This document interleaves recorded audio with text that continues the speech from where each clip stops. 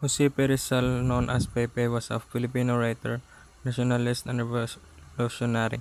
His contribution and efforts to our becoming a nation made him worthy of a title of national hero.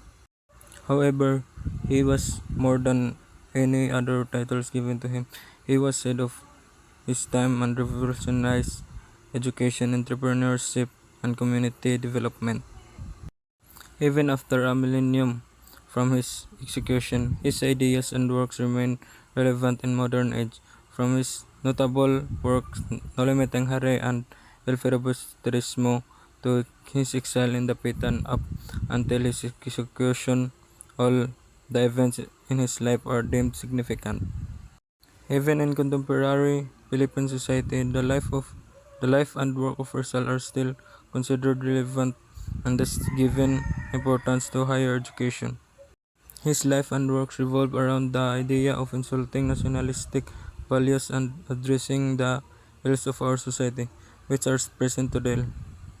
The Republic Act Number 1425, an act to include the life works Rizal and writing of Rizal, was passed to provide an inspirational source of patriotism that should permanent the thoughts of young people, especially during their formative years in school.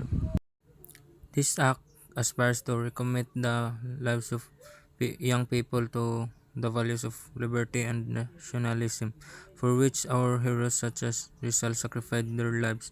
The life and work of Rizal have significant impact on the establishment of the Filipino identity. His entire body of work, including novels, essays, and biographies, was devoted to promoting individual rights and independence, particularly among Filipinos. He implies that war or other forms of physical violence are not always required for the world to change. He detailed all the government officials and prior CISOs in Spanish involved in all wrongdoing and corruptions. Rizal wants Filipinos to understand that they should be treated similarly to Spanish people throughout those periods.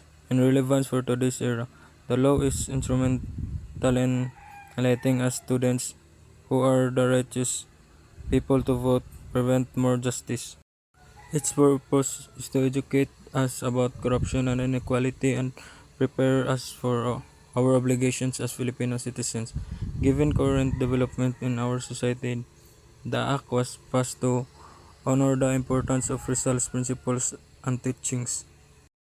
Rizal did not only focus on the educational sector of the small community he settled in with little money, but he also established a clinic that would cater to the locals. All this matters because of Rizal was not only a man of the books, but he was also ensuring that the Pitan would become a developed community despite the lack of funding. The project he had done in the Pitan remain relevant today because through these projects we see an entire community working together for the greater good. People within communities are further apart and unwilling to work with each other. In other words, we become divided. What Rizal did in the Pitan should serve as blueprint for how communities are supposed to work, and we need it now more than ever as a nation.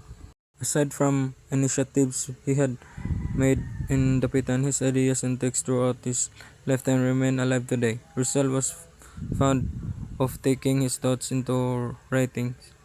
It takes forms in essays, poetry, and even novels. In an account written by Caesar Adib Mazul entitled Rizal in 21st Century, the relevance of his ideas and texts, he emphasized social analysis of social problems. Most of what he has written reflects that even in today's contemporary society, the Filipinos were not still able to move past certain social ills from the colonial past. The mentality and problems in our society still exist, only taking different forms. His ideologies remain relevant because problems are still rampant By going back to how Rizal lived and acknowledging his other works, we would be able to understand the root of disease in our society better and move towards creating better world. To foretell the destiny of the nation, it is necessary to open the book that tells of our past.